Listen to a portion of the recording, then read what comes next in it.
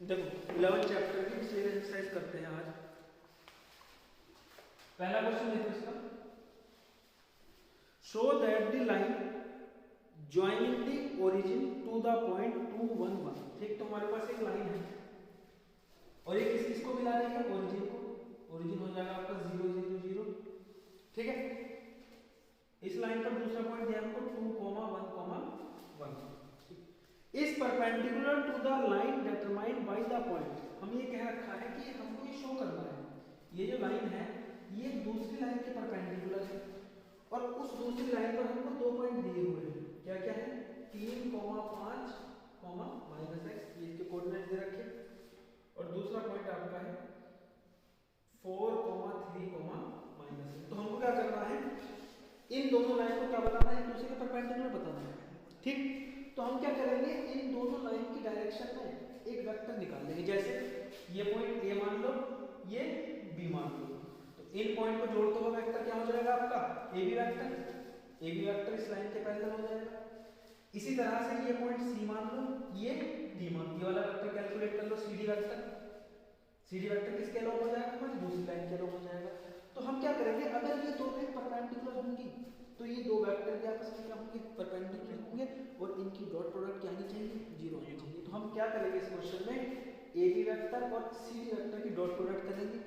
अगर वो 0 आती है तो हम कह सकते हैं लाइन L1 और L2 दोनोदोनों आपस में क्या है, एक दूसरे के परपेंडिकुलर है। ध्यान से देखो, ए बी वेक्टर कितना हो जाएगा,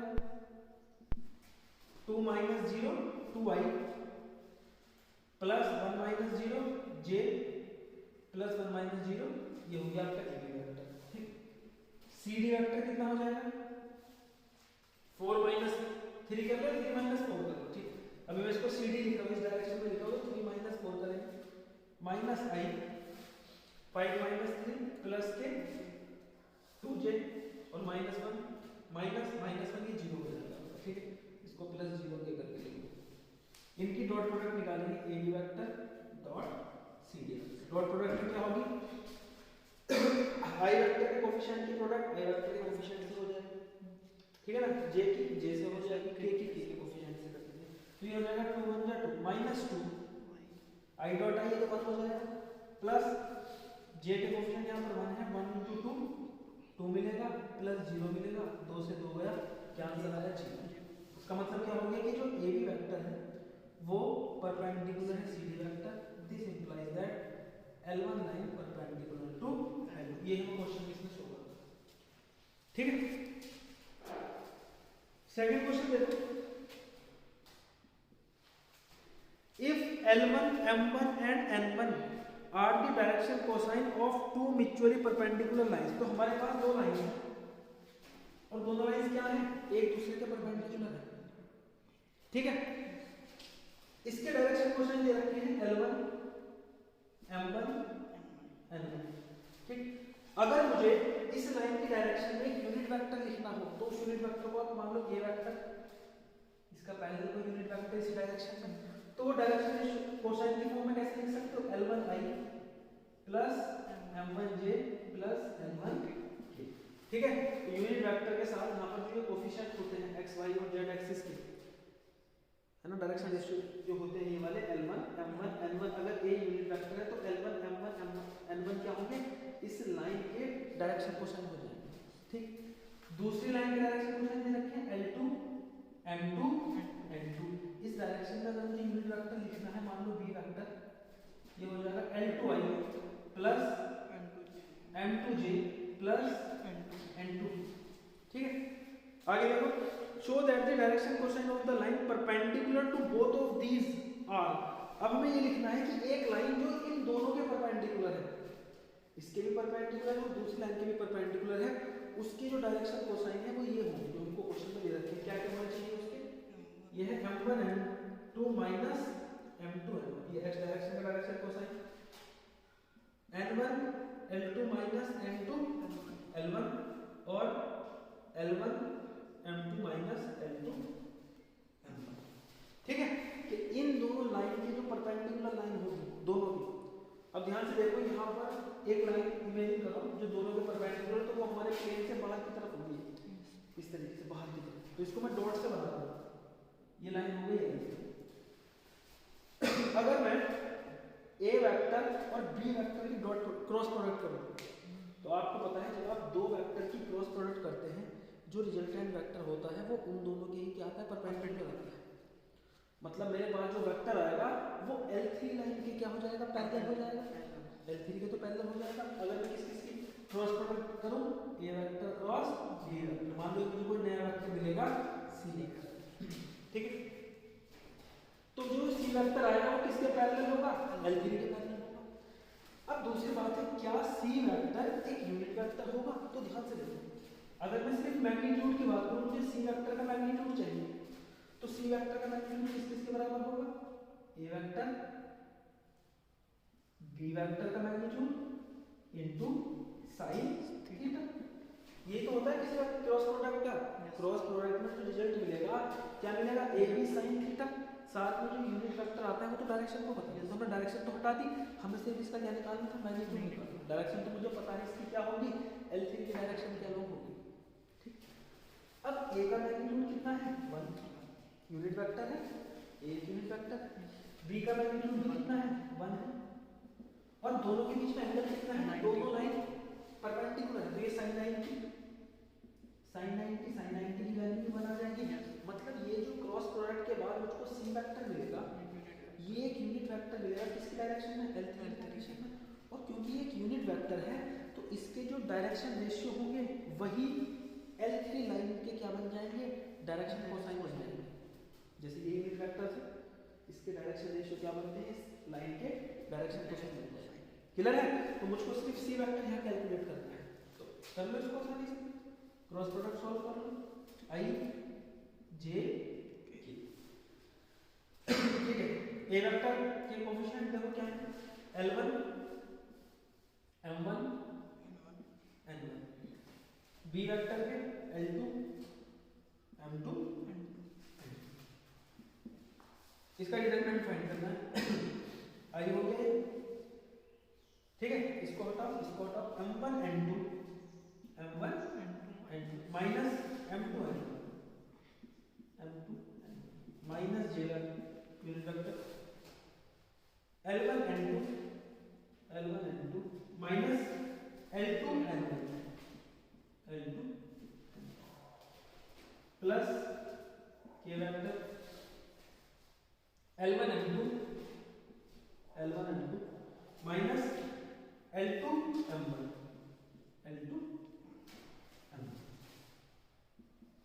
ठीक है, कितना हो जाएगा ये M1 N2 minus M2 N1 line plus minus अंदर मल्टीप्लाई करके साइन चेंज हो जाएगी, L2 N1 minus L1 N2 J plus L1 M2 minus L2 M1 K।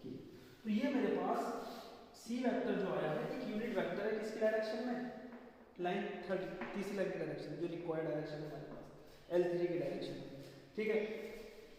Unit vector इसकी जो डायरेक्शन रेशियो है वही L3 के क्या बन जाएगी, डायरेक्शन कोसाइन बन, ये हमें प्रूव करना था कि इन दोनों लाइन के परपेंडिकुलर लाइन के मुझको डायरेक्शन कोसाइन बताने थे, तो उसके रिक्वायर्ड डायरेक्शन कोसाइन क्या हो जाएंगे आपके, देखो M1 N2 minus M2 N1, दूसरा L2 N1 minus L1 N2, और तीसरा ये रहा आपका L1 M2 minus L2 N1। Clear है, देखिए थर्ड क्वेश्चन देखो, find the angle between the line whose direction ratio are, दो लाइनों के डायरेक्शन रेशियो दे रखे हैं, क्या है A B C, ठीक है, और ये दूसरी लाइन है, इसके डायरेक्शन रेशियो क्या है, B minus C C minus A A minus B, इनके बीच का एंगल निकालना है। तो ध्यान से देखो, किसी लाइन के आपको डायरेक्शन रेशियो दिए हैं, भैया एक लाइन के इनफाइनाइट डायरेक्शन रेशियो होते हैं, सब एक दूसरे के प्रोपोर्शनल। तो अगर मैं इसको वेक्टर की फॉर्म में लिखूं, इसको ए वेक्टर बना लूं, ठीक, ए बी सी है तो कैपिटल ए वेक्टर बना लूं, चलो इसको क्या हो जाएगा आपका ये ए आई प्लस बी जे प्लस सी। अब डायरेक्शन रेशियो जो वेक्टर फॉर्म में लिखते हैं तो वो क्या बन जाते हैं, इस लाइन के पैरेलल मुझको क्या मिलेगा, वेक्टर मिलेगा, ठीक। दूसरी लाइन के पैरेलल मुझे वेक्टर लिखना है, इसको कैपिटल बी वेक्टर बना लो, बी माइनस सी आई प्लस सी माइनस ए जे प्लस ए माइनस बी, ठीक। ए वेक्टर पहली लाइन के पैरेलल है, बी वेक्टर दूसरी लाइन के पैरेलल है। दोनों लाइन के बीच का हमको एक्यूट एंगल फाइंड करना है। दो एंगल होते हैं एक्यूट ऑब्ट्यूज, तो हम पॉजिटिव एंगल निकालेंगे। एक्यूट एंगल निकालने तो सिंपल फॉर्मूला, इन दोनों की डॉट प्रोडक्ट से निकाल सकते हैं। भाई जो एंगल इन दो वेक्टर के बीच में होगा वही एंगल इन दोनों लाइन के बीच में होगा, L1 L2 के बीच में। ठीक है, तो आसानी से कर सकते हैं इसको। cos थीटा कितना हो जाएगा, A vector dot B vector divided by the magnitude, A vector का मैग्नीट्यूड, पूरा का मैग्नीट्यूड लोगे प्लस में लोगे तो एक्यूट एंगल मिलेगा। ठीक है, कितना हो जाएगा, ए डॉट बी करो, ए की मल्टीप्लाई बी माइनस सी से होगी तो कितना हो जाएगा, ए बी माइनस सी। ठीक है, आगे बी की मल्टीप्लाई सी माइनस से कितना हो जाएगा, B C minus A B. C की मल्टीप्लाई ए माइनस बी से ये बन गया आपका सी ए माइनस सी अपॉन ए का मैग्नीट्यूड बी का मैग्नीट्यूड। मैग्नीट्यूड कैसे निकालोगे, अंडर रूट एक्स कंपोनेंट के स्क्वायर वाई कंपोनेंट के स्क्वायर जेड कंपोनेंट के स्क्वायर। ठीक है, इसको नीचे में सॉल्व नहीं कर सकते, ऊपर में आपस में ये कैंसिल आउट हो जाएंगे। AC से AC खत्म हो जाएगा, BC से BC, तो 0 अपॉन समथिंग 0, तो cos थीटा की वैल्यू 0 है। इसका मतलब क्या हो गया, cos थीटा अगर 0 है तो थीटा कितना हो जाएगा आपका 90। दोनों वेक्टर क्या होंगे आपस में, दोनों लाइन क्या होंगी परपेंडिकुलर। क्लियर, देखो find the equation of a line parallel to x axis passing through the origin. मुझे एक लाइन की इक्वेशन लिखनी है जो x एक्सिस के पैरेलल है। तो देखो ये x एक्सिस हो गई, ठीक है, ये मैंने यहाँ पे ओरिजिन बना दिया, ये मान लो x ये y हो गई, z हो गई, x y, ठीक। अब हमें क्या करनी है, एक लाइन जो ओरिजिन से पास है और x एक्सिस के क्या है पैरेलल है, उसकी इक्वेशन लिखनी है। तो एक लाइन जो ओरिजिन से गुजर रही है x एक्सिस के पैरेलल, तो x एक्सिस के अलोंग ही होगी लाइन, कुछ इस तरह से जाएगी। भाई ओरिजिन से गुजरेगी और x एक्सिस के क्या है पैरेलल है, x एक्सिस के ऊपर ही आने वाली है। अब आपको किसी भी लाइन की अगर इक्वेशन लिखनी है तो हमको पता है, मुझे दो चीज पता होनी चाहिए। एक तो उस लाइन का पॉइंट, अगर किसी लाइन का पॉइंट मुझे पता है x1 y1 z1, ठीक है, और उसकी डायरेक्शन में कोई वेक्टर मुझे पता है, कोई वेक्टर उसकी डायरेक्शन, उसका पैरेलल वेक्टर जिसको हम b से लिखते थे, b वेक्टर, इसका पैरेलल वेक्टर कोई मुझे पता है। मान लो ये ai plus bj plus c, तो उस लाइन की इक्वेशन हम वेक्टर फॉर्म में, कार्टेशियन फॉर्म में, दोनों में लिख सकते हैं। कार्टेशियन फॉर्म में क्या फॉर्मूला होता है, x minus x1 upon a equal y minus y1 upon b z minus z1 upon c।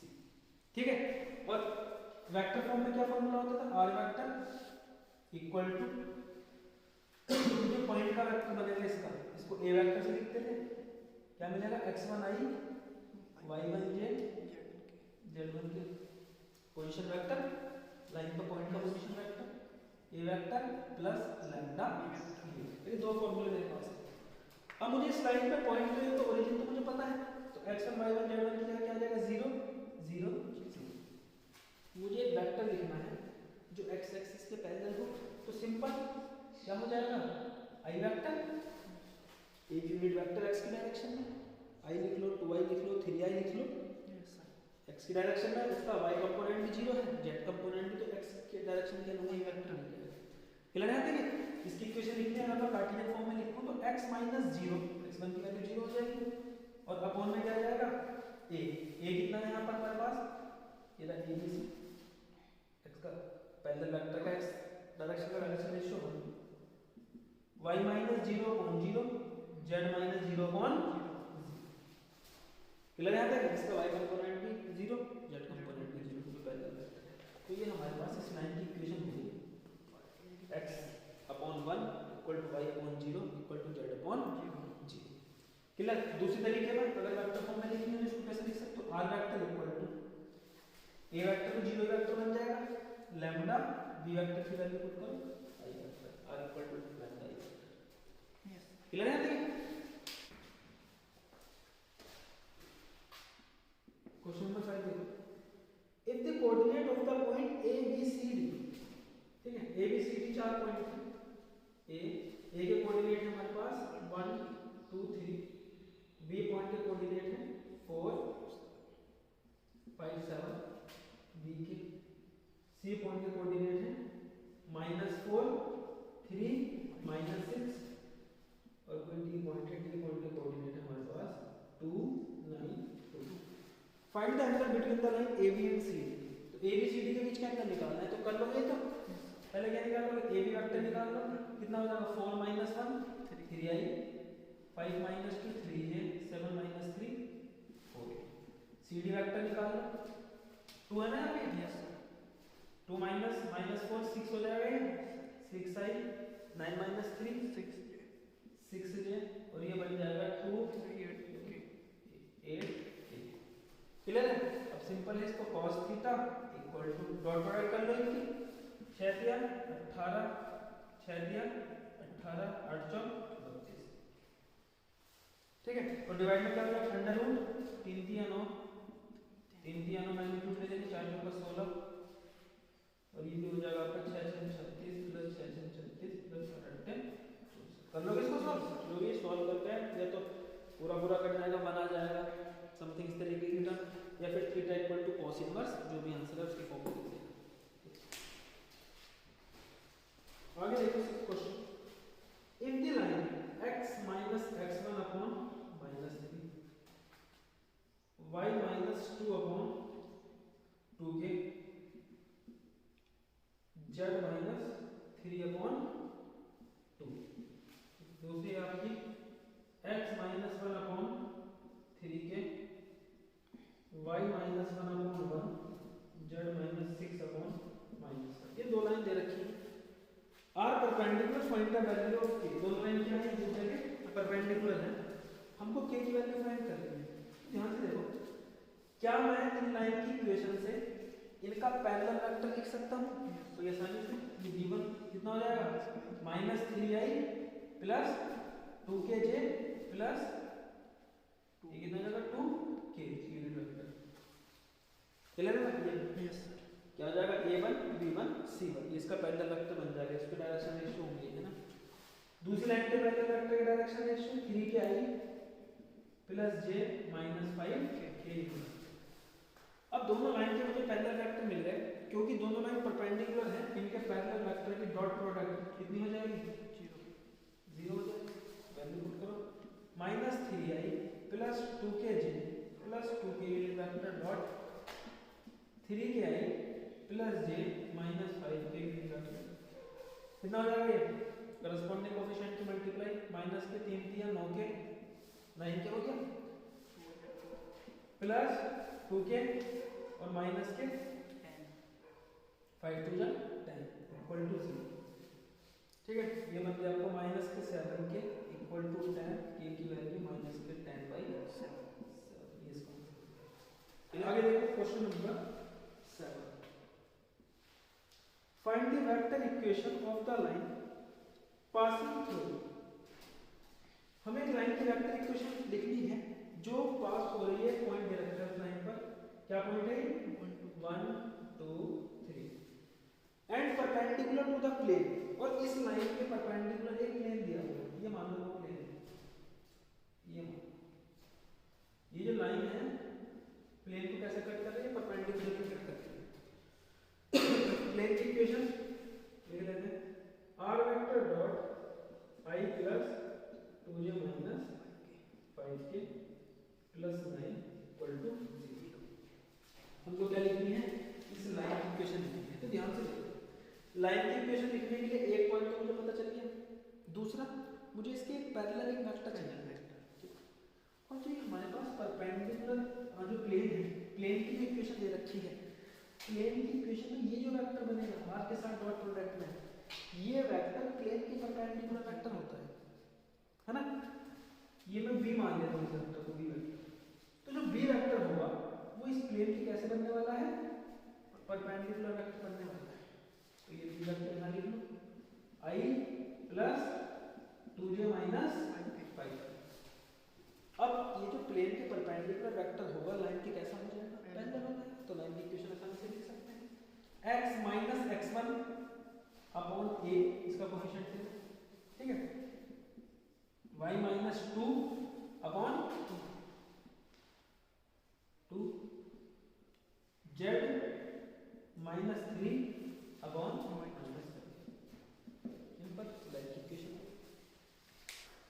8 question देखते हैं। Find the equation of the plane passing through a, b, c point दे रखा है and parallel to the plane. हमें plane की equation लिखनी है। ये जो प्लेन है, इस प्लेन पर एक पॉइंट हमको दिया हुआ है। क्या पॉइंट है इस प्लेन पर? a, b, c। और ये जो प्लेन है ये दूसरे प्लेन के पैरेलल है। ये प्लेन के पैरेलल हमको एक और प्लेन दिया हुआ है, उसकी इक्वेशन हमें दी हुई है r dot i plus j plus k equal to 2। ऊपर वाले प्लेन की इक्वेशन हमें लिखनी है। ठीक है, यहाँ पे भी हमको एक वेक्टर दिया हुआ है जो इस प्लेन के कैसा होगा? परपेंडिकुलर होगा। ये वेक्टर हमको दिया हुआ है b वेक्टर, कितना हो जाएगा? i plus j plus k। क्योंकि दोनों प्लेन परपेंडिकुलर है, सॉरी पैरेलल है, तो एक प्लेन का परपेंडिकुलर वेक्टर दूसरे प्लेन पे भी कैसा होने वाला है? परपेंडिकुलर होने वाला है। तो दूसरे प्लेन की इक्वेशन लिख सकते हो आप आसानी से। ठीक है, आपको एक पॉइंट पता है, पॉइंट पता है, एक परपेंडिकुलर वेक्टर पता है। अगर पॉइंट के कोऑर्डिनेट में कोई इक्वेशन डिवाइड कर देता हूं, x1 y1 z1 है और मेरे पास एक वेक्टर है परपेंडिकुलर वेक्टर, ये है आपका ai plus bj plus ck, इस फॉर्म का है। तो जो रिक्वायर्ड प्लेन होता है a into x minus x1 plus b into y minus y1 plus c into z minus z1 equal to 0। ये रिक्वायर्ड प्लेन की इक्वेशन होती है। ठीक, यहाँ पर a की जगह क्या आ जाएगा? इसका coefficient 1 into x minus x1 की वैल्यू क्या है? a। क्लियर? प्लस b की जगह j का कोएफिशिएंट 1, y माइनस y1 की वैल्यू क्या दे रखी है? b दे रखी है। प्लस c की जगह k का coefficient 1, z minus c equal to 0। Solve करो थोड़ा इसको। x plus y plus z, abc को उस तरफ ले जाओ इक्वल टू कोएफिशिएंट कांस्टेंट को a प्लस b प्लस, ये रिक्वायर्ड प्लेन की इक्वेशन है।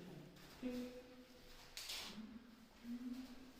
तो क्वेश्चन है 8 question. Question number 9, find the shortest distance between the lines. दो लाइन के बीच की शॉर्टेस्ट डिस्टेंस है। पहले की इक्वेशन है r vector 6i plus 2j plus 2k plus lambda i minus 2j plus 2k। दूसरी है minus 4i minus k plus mu 3i minus 2j minus 2। हमको क्या करना है? इन दोनों लाइन के बीच की शॉर्टेस्ट डिस्टेंस कैलकुलेट करनी है। ठीक, सबसे पहले देखेंगे क्या ये लाइन आपस में पैरेलल होंगी। पैरेलल होने की कंडीशन क्या है? पैरेलल होने की कंडीशन ये है कि इनके जो पैरेलल वेक्टर्स हैं, इनकी जो डायरेक्शन रेशियो है आपस में क्या होंगे? प्रोपोर्शनल होंगे। तो आप देखो ये 1/3 बनेगा, ये -2 पर -2, ये तो 1 तक हो जाएगा। तो रेशियो सेम नहीं आ रहा, मतलब लाइन पैरेलल नहीं है। ये स्क्यू लाइन है। स्क्यू लाइन के लिए फॉर्मूला सीधा सीधा है हमारे पास। पहले पैरेलल वेक्टर लिख लेते हैं। पहली लाइन का पैरेलल वेक्टर को v1 बोलेंगे, i minus 2j plus 2k। दूसरी लाइन के पैरेलल वेक्टर को v2 बोलेंगे, 3i minus 2j minus 2k। मेरे पास इनके बीच का डिस्टेंस फॉर्मूला क्या है? a2 minus a1। अच्छा, यहाँ पर a1 a2 क्या है? ये वाला वेक्टर आपको जो पहले का जो पहली लाइन पर पॉइंट दे रखा है उसका जो पोजीशन वेक्टर है, ये a1 कहलाएगा और ये a2 कहलाएगा। तो a2 माइनस a1 की dot product b1 cross b2 parallel vector, magnitude divided by b1 vector cross b2 vector का मैग्नीट्यूड। ठीक है, ये मेरे पास डिस्टेंस फार्मूला है इसको लाइन के लिए, है ना। अब a2 माइनस a1 निकालेंगे। पहले a2 vector minus a1 vector कितना आएगा? -4 में से घटा दो, कितना बच जाएगा? -10i -4 में से -6 में -10 आ जाएगा। -1 में से इसको घटा दो, -3। एक मिनट, सॉरी, यहाँ पर j नहीं दे रखा आपको, तो 0 मान लो। तो 0 -2 -2j और ये हो जाएगा आपका -1 -2 -3। ये तो a2 माइनस a1 है। दूसरा क्या करना है? b1 vector cross b2 find करना है, i j k। b1 तो 1 -2 2 b2 के 3 -2 इसको फाइंड करते हैं। आई 2 2 जा प्लस का 4 हो जाएगा, बीच में माइनस, 2 2 जा 4, तो 4 और 4 8, ठीक है ना। माइनस जी इसको हटा दो, 2 1 जा 2 -2 और माइनस 3 दूनी 6 -8 आ गया, प्लस के इसको हटा दो, -2 प्लस 6 कितना बन गया, प्लस का 4, तो ये बन गया 8 आई प्लस 8 ये प्लस 4 ये हो गया b1 cross b2। b1 cross b2 का मैग्नीट्यूड निकाल सकते हैं, अंडर रूट 8 का स्क्वायर 64 4 चौका 16 लास्ट में 16, ठीक है। तो सिंपल है, डिस्टेंस निकालिए, a2 माइनस a1 की dot product b1 cross b2 से करेंगे, कितना आएगा डिस्टेंस, मैग्नीट्यूड लेना है। a2 माइनस a1 की डॉट प्रोडक्ट इसकी और इसकी डॉट प्रोडक्ट करनी है, तो ये 10 8 माइनस के 80 हो जाएगा, डॉट प्रोडक्ट करने के बाद -2 8 माइनस के 16 हो जाएगा, और -3 4 माइनस के 12, और अपॉन में आपका अंडर रूट 64, तो लिख लो इसको भी, कितना हो जाएगा 64 दूनी 128 और 16 144 का मतलब कितना आ जाएगा, 12 आ जाएगा, ठीक है। ये 80 और 16 96 और 12 108 माइनस की 108 मॉडुलस ले लेंगे इसका, तो 108 बटे 12 12 में 9 ठीक है। क्वेश्चन नंबर 10 देखो,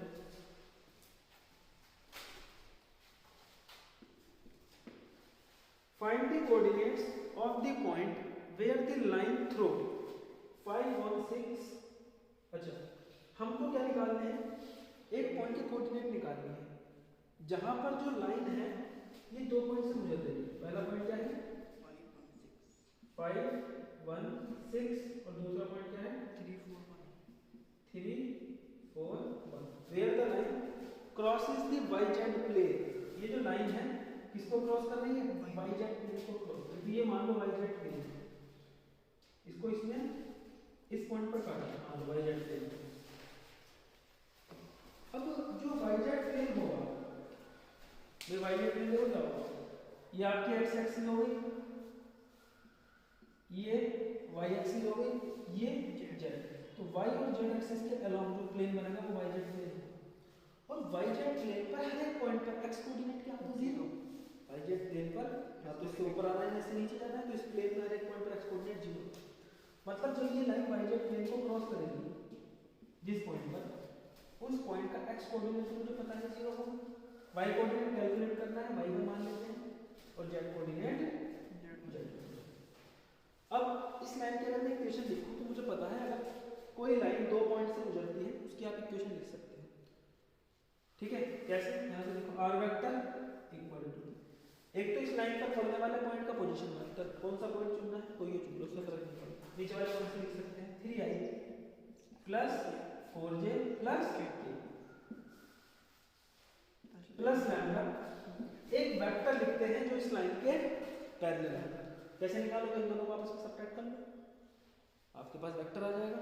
मान लो मैं ये वेक्टर लिखना चाहता हूँ इस पॉइंट से इस पॉइंट की तरफ AB, तो 5 - 3 2i, ठीक है, प्लस 1 - 4 -3j प्लस 6 - 1 5, ये बन गया वेक्टर, ये लाइन की इक्वेशन है। अब क्योंकि ये पॉइंट, अच्छा इसको और थोड़ा सही करना, x डायरेक्शन के डायरेक्शन रेशियो y डायरेक्शन के डायरेक्शन रेशियो को अलग कर लेते हैं, तो ये बन जाएगा मेरे पास 3 plus 2 lambda i plus 4 - 3 lambda j plus 1 plus 5 lambda k, ठीक है। अब ये जो पॉइंट है 0 y1 z1, क्योंकि ये इस लाइन पर लाई कर रहा है तो इस लाइन की इक्वेशन को सेटिस्फाई करने वाली, मतलब आर वेक्टर को मैं किससे रिप्लेस कर सकता हूँ, R vector can be replaced as 0i y1j z1k। R vector तो इसमें किसी भी पॉइंट का, हर एक पॉइंट का पोजीशन वेक्टर को रिप्रेजेंट करता है, चाहे ये पॉइंट हो, ये पॉइंट हो, ये पॉइंट हो, जब भी उसकी मैं वैल्यू पुट करूंगा इस इक्वेशन को क्या करेगा, सेटिस्फाई करेगा। तो आर वेक्टर को रिप्लेस कर लेंगे 0i plus y1j plus z1k, क्योंकि दो वेक्टर आपस में इक्वल हैं, मतलब x कंपोनेंट भी सेम होंगे y की z, तो 0 को कंपेयर कर लो, 0 किसके बराबर है 3 + 2 लैम्डा, ठीक है। यहाँ से लैम्डा की वैल्यू -3/2। दूसरा y1 किसके बराबर आ जाएगा 4 - 3 लैम्डा, लैम्डा की वैल्यू पुट कर लो 4 - 3 लैम्डा की वैल्यू -3/2, कितना हो जाएगा 4 + 3 3 जा 9/2, और ये हो जाएगा आपका 4 दूनी 8 8 9 17 17/2। इसी तरह से z1 हो जाएगा 1 + 5 लैम्डा, लैम्डा की वैल्यू -3/2, ठीक है, माइनस के 15 प्लस के 2 माइनस के 13/2। तो ये जो पॉइंट होगा 0 y1 z1, ये कितना जाएगा आपका 0, y1 की वैल्यू 17/2 और z1 की वैल्यू -19, ये रिक्वायर्ड पॉइंट हो जाएगा, ठीक है। आगे देखो नेक्स्ट क्वेश्चन, 11 क्वेश्चन तो कर लोगे, बिल्कुल ऐसा ही तो है, y कोऑर्डिनेट 0 है। आगे देखो 12 question, find the coordinate of the point where the line through point this and this crosses the plane।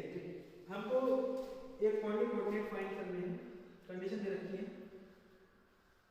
इस पॉइंट पे करना है कि ये जो लाइन है, लाइन पर दो पॉइंट दिए हुए हैं 3, -4, -5, दूसरा पॉइंट क्या है लाइन पर 2, -3, 1। ये एक प्लेन को किस पॉइंट पर काटती है उस पॉइंट की कोऑर्डिनेट निकालते हैं। तो ये मान लो x1 y1 z, प्लेन की इक्वेशन दे रखी है 2x + y + z = 7, ये हमारे पास प्लेन की इक्वेशन दी है, ठीक है। देखो सबसे पहले तो लाइन की इक्वेशन लिखेंगे, r वेक्टर इक्वल टू कोई भी पॉइंट ले, नीचे वाला पॉइंट लो 2i - 3j k plus lambda, subtract कर लो 3 - 2 i -4 + 3 माइनस जे हो जाएगा -5 - 1 -6 k। लाइन की इक्वेशन आ गई 2 + लैम्डा i, कोएफिशिएंट अलग कर लेते हैं, है ना, i के कोएफिशिएंट जो कोएफिशिएंट आएंगे वो अलग कर लो, j के अलग कर लो, k के अलग कर लो, ये आ जाएगा प्लस ये कितना -3 - lambda j, clear, plus 1 - 6 lambda k, ये तो आ गया आपके पास r वेक्टर, ठीक। अब क्योंकि ये जो पॉइंट है x1 y1 z1 ये इस लाइन पे लाई करेगा, तो लाइन की इक्वेशन को सेटिस्फाई करेगा। मैं इसको क्या लिख सकता हूँ x1i y1j + z1k = 2 + lambda i, ठीक है ना, -3 - lambda j 1 - 6 lambda k। Compare कर लो, x1 की वैल्यू किसके बराबर आ गई 2 + लैम्डा, ठीक, y1 की वैल्यू -3 - लैम्डा, z1 की value 1 - 6 lambda. x1 y1 z1 हमको पता चल गया, ये x1 y1 z1 जो पॉइंट है प्लेन पर भी तो लाई करेगा, तो प्लेन की इक्वेशन को सेटिस्फाई करेगा। वैल्यूज पुट कर लो, 2 * x की जगह x1 पुट करो 2 + लैम्डा, ठीक है ना, प्लस y कितना है -3 - लैम्डा प्लस z कितना है 1 - 6 लैम्डा = 7, 2 2 जा 4 + 2 लैम्डा -3 - लैम्डा 1 - 6 लैम्डा = 7, कितना हो जाएगा 4 1 5, 5 में से 3 घटाओ 2 बचा, आगे 6 और 1 7, माइनस के 7 प्लस के 2 माइनस के 5 लैम्डा इक्वल टू किसके आ गया 7 के आ गया, क्लियर है। तो उसको इधर ले जाओ, ये बन जाएगा 2 minus 7 minus 5 equal to 5 lambda, और लैम्डा की वैल्यू क्या आ गई माइनस 7, लैम्डा की वैल्यू माइनस 1 आ गई। पॉइंट्स निकालने हैं, x1 की वैल्यू पुट करो। x1 कितना है, x1 किसके बराबर है हमारे पास 2 प्लस लैम्डा, तो 2 माइनस 1 के बराबर। y1 की वैल्यू कितनी है minus 3 minus lambda, minus 3 minus lambda की वैल्यू माइनस 1, ये किसके बराबर आ जाएगा माइनस 3 प्लस 1 माइनस 2 के बराबर। और z1 कितना आया है 1 माइनस 6 लैम्डा, 1 माइनस 6 माइनस 1, तो 6 प्लस 1 कितना हो गया 7, तो 1 कॉमा माइनस 2 कॉमा 7, ठीक है। Next question, question number 30। क्या क्वेश्चन है, question number 30, find the equation of the plane passing through the point. ठीक है, एक प्लेन की इक्वेशन बतानी है, और ये जो प्लेन है एक पॉइंट से पास हो रहा है, इसका पॉइंट दे रखा है -1, 3, 2 and perpendicular to each of the plane. ठीक है, प्लेन है, इस पॉइंट से पास हो रहा है, और ये प्लेन दो प्लेन के परपेंडिकुलर है। ठीक है, दो प्लेन हमको दे रखे हैं, उन दोनों के परपेंडिकुलर ये प्लेन है, तो वो दो प्लेन एक तरह से मान ली। ठीक है, perpendicular to the two plane, ये तो पहला प्लेन हो गया x plus 2y plus 3z equal to 5, perpendicular हो गया। दूसरा प्लेन ऐसा हो सकता है, प्लेन ना, हम तो रफ डायग्राम बना रहे हैं, एक प्लेन ऐसे मान लेंगे। तो देखो अभी भी इस प्लेन को आगे बढ़ाओ, ऊपर वाला प्लेन इस पर कैसा है परपेंडिकुलर, को ऊपर बढ़ाओ, ये प्लेन कैसा है परपेंडिकुलर। तो एक प्लेन तो हो गया x plus 2y plus 3z equal to 5। दूसरा प्लेन क्या है 3x plus 3y plus z equal to 0। ठीक है, अब हमको क्या करनी है, find the equation of the plane. हमें पहले वाले प्लेन की इक्वेशन बतानी है, इस प्लेन की इक्वेशन बतानी है। इस प्लेन पर एक पॉइंट हमको पता है और एक बात पता है, इस प्लेन के दो परपेंडिकुलर प्लेन हैं, उनकी इक्वेशन हमें पता है। ठीक, किसी प्लेन की इक्वेशन लिखने के लिए आपको उस प्लेन पर एक पॉइंट पता होना चाहिए और दूसरा उसके परपेंडिकुलर एक वेक्टर पता होना चाहिए। तो मुझे एक वेक्टर निकालना है जो इस प्लेन के परपेंडिकुलर होगा। अब ध्यान से देखो, इस प्लेन की इक्वेशन से इसके लिए मैं b1 वेक्टर लिख सकता हूँ, b1 वेक्टर जो इस प्लेन के क्या होगा परपेंडिकुलर, b1 वेक्टर कितना हो जाएगा b1 वेक्टर, यहाँ से देखो i प्लस 2j प्लस 3, आसानी से लिख सकते हो इक्वेशन से। इस प्लेन की परपेंडिकुलर भी आप एक वेक्टर लिख सकते हो, इसको चलो इसके पर ये वेक्टर मान लो, इसके परपेंडिकुलर ये वेक्टर ऐसा एंगल बना रहा है ये प्लेन से 90 डिग्री ऐसे, ये वेक्टर हो गया हमारे पास b2 vector, b2 vector. b2 की इक्वेशन क्या हो जाएगी 3i प्लस 3j प्लस 2। ठीक, एक बात आप देख सकते हो, क्योंकि जो गिवन दो प्लेन्स हैं वो हमारे प्लेन जिसकी इक्वेशन हमको निकालनी है उसके परपेंडिकुलर हैं, तो उन प्लेन का जो परपेंडिकुलर वेक्टर होंगे वो इस प्लेन के पैरेलल होंगे। मतलब ये जो b2 वेक्टर होगा कुछ इस प्रकार होगा b2 वेक्टर, और जो b1 वेक्टर है हमारे रफ फिगर के हिसाब से कुछ इस प्रकार है b1। अगर मैं b1 b2 जो वेक्टर है वो तो इस प्लेन में लाई कर रहे हैं, अगर मैं इनकी क्रॉस प्रोडक्ट कर दूं तो जो मुझे वेक्टर मिलेगा वो क्या होगा, जीरो आएगी नहीं, डॉट प्रोडक्ट जीरो आएगा, क्रॉस नहीं, डॉट भी जरूरी थोड़ी है 90 पे हो, ये जरूरी थोड़ी है b1 b2 90 पे हो, ऐसे हो सकते हैं भाई। ये जो ये प्लेन है इसके परपेंडिकुलर जरूरी थोड़ी ऐसा हो, ऐसा भी तो हो सकता है, ऐसा भी हो सकता है। तो b1 b2 के बीच का एंगल तो कुछ भी हो सकता है, लेकिन जो बात हमें पता है कि b1 b2 हमारे प्लेन में तो लाई करेंगे, हमारे प्लेन के पैरेलल होंगे। इनकी अगर मैं क्रॉस प्रोडक्ट करूं तो मुझको जो नया वेक्टर मिलेगा b3 वो b1 के भी परपेंडिकुलर होगा, b2 के भी और हमारे प्लेन के भी परपेंडिकुलर। मतलब ये जो मैं निकालूंगा ये b3 किसके बराबर आएगा b1 cross b2। b1 cross b2 अगर आप करोगे तो आपको जो नया वेक्टर मिलेगा वो आपके प्लेन के परपेंडिकुलर आएगा। प्लेन पर पॉइंट तो हमें पता ही है, यहाँ से परपेंडिकुलर वेक्टर मिल जाएगा, आसानी से इक्वेशन लिख सकते हैं। आगे बात समझ में? तो B3 कैलकुलेट करेंगे, B3 I J K, B1 vector लिख लो यहाँ पर, कोएफिशिएंट 1 2 3, B3 किसके बराबर है? B1 क्रॉस B2, B2 कितना है? 3 3 1, I 2 1 जा 2 माइनस 9, माइनस के 7 आ गए, माइनस के J 1 माइनस 9, माइनस के 8, ठीक है, प्लस के 3 माइनस 6, माइनस के 8, तो ये आ गया माइनस के 7 आई प्लस के 8J माइनस के 3। अब required equation of plane, required equation of plane क्या होगा?